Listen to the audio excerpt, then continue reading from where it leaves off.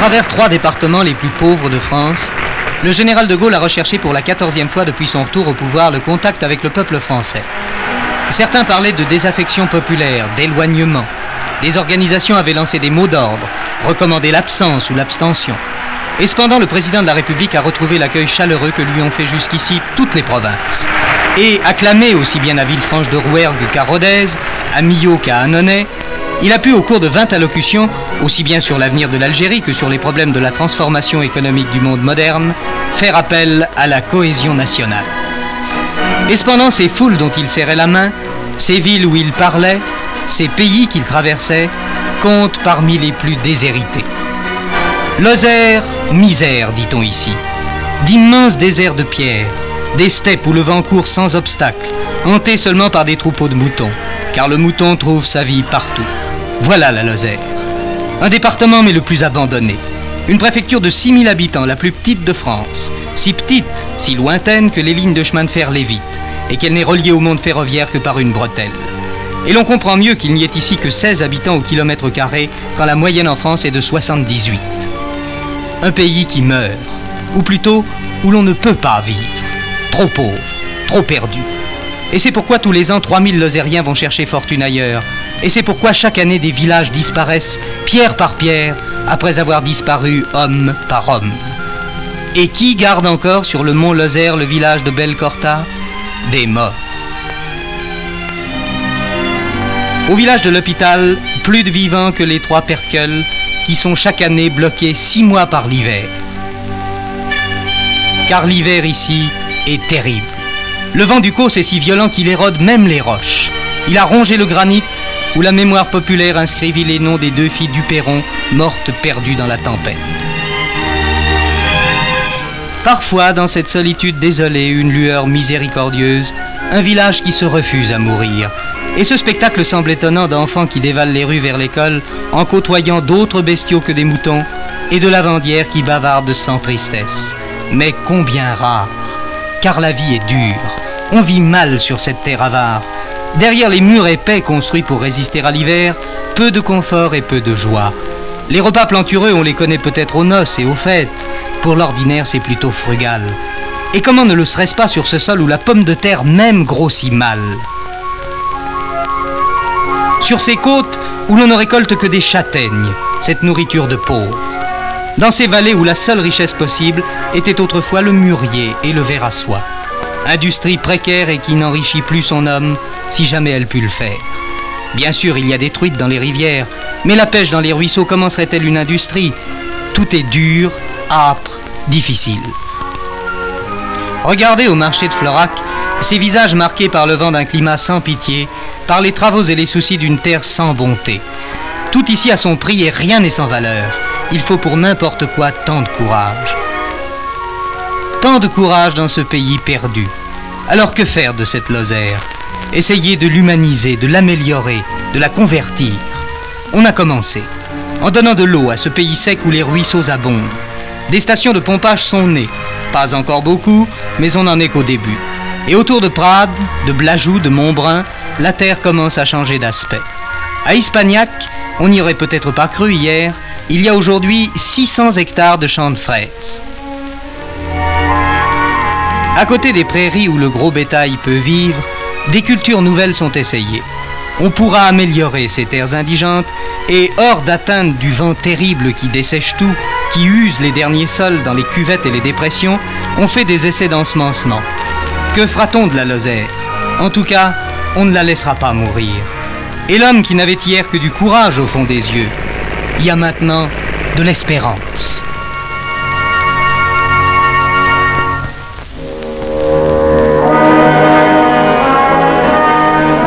Des débris calcinés, des cadavres, une trouée longue de 100 mètres à travers la forêt équatoriale, c'est la trace du drame qui a mis fin à la vie de M. Hammarskjöld. On ignore encore tout des circonstances du drame, et jusqu'à présent, les recherches des enquêteurs n'ont apporté au mystère aucun éclaircissement.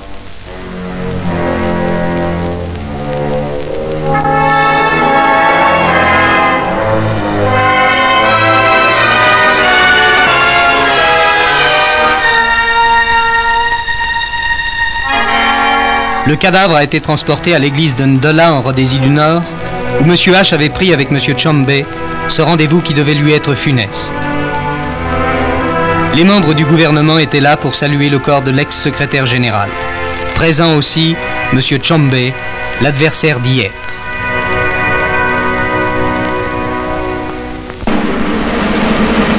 Le deuil de l'ONU et le problème de la succession de M. H coïncidaient avec l'élection du nouveau président de l'Assemblée générale. Question certes plus facile à régler puisque M. Mongislim, délégué tunisien, restait seul candidat. Devant le fauteuil vide de M. Hammarskjöld, l'Assemblée, à l'unanimité des suffrages exprimés, a porté le délégué tunisien à la présidence de l'Assemblée.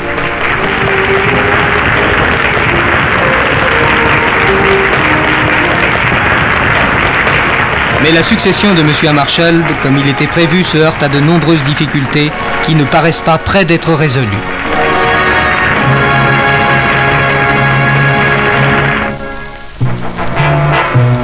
La reprise des essais nucléaires jette sur le monde une nouvelle inquiétude. C'est ainsi qu'à Trafalgar Square, la plus belle place de Londres, s'est déroulée une nouvelle manifestation contre la reprise de ces essais.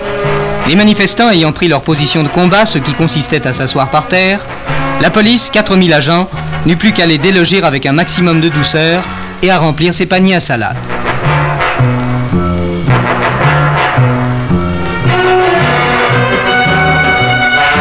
Cette opération mena les uns et les autres jusqu'à la fin de la soirée.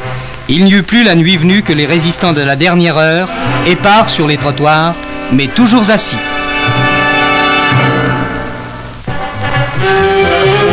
Au milieu des problèmes internationaux, la vie quotidienne conserve ses exigences que traduit en France l'expansion économique. Qu'il s'agisse d'améliorer le niveau de vie ou simplement de satisfaire les besoins d'une population en accroissement constant, dont le quart cette année a pris le chemin de l'école, l'avenir dépend avant tout des investissements consentis et spécialement des investissements de base qui visent à la production de fonte et d'acier, produits essentiels à tout progrès matériel. Ceci explique qu'en divers points de France, d'immenses chantiers se soient encore ouverts, comme ce magnifique ensemble sidérurgique qui s'édifie en Lorraine. Ceci explique aussi que sur le plan technique, la sidérurgie applique à l'échelle industrielle les découvertes scientifiques les plus récentes, comme l'utilisation de l'oxygène dans l'affinage de la fonte. Ceci explique enfin que 1200 milliards d'anciens francs seront dépensés d'ici 1965 pour porter la production française de l'acier à 25 millions de tonnes.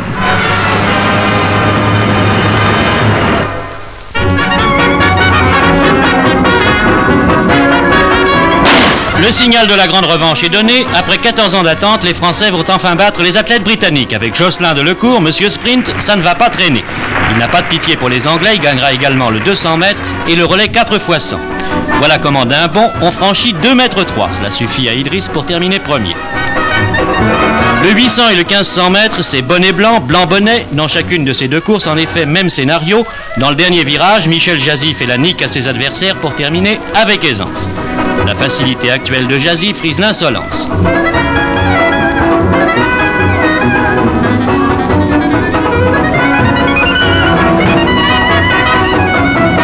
Dans le coin des hommes forts, Allard n'a peut-être pas la beauté du disque bol antique, il n'empêche que le disque qu'il a lancé a fait un petit vol plané de 53,90 mètres. Où va donc cet athlète si pressé? Il va se percher, si je puis dire, à 4,30 mètres du sol. Avec Michel Mackay, il faut faire attention. Pour ne pas se faire transpercer, il vaut mieux ordinairement se placer à plus de 80 mètres. C'est à peu près à cette distance qu'il envoie le javelot, 79,63 mètres exactement. Robert Boget et le Britannique Bull Event ont couru pendant près de 29 minutes pour en arriver là. C'est bien décourageant pour Bull Event, Boget ne lui laisse aucune chance. Autrement dit, il a suffi de quelques foulées, pas toujours faciles, aux Français pour triompher des Britanniques par 113 à 99.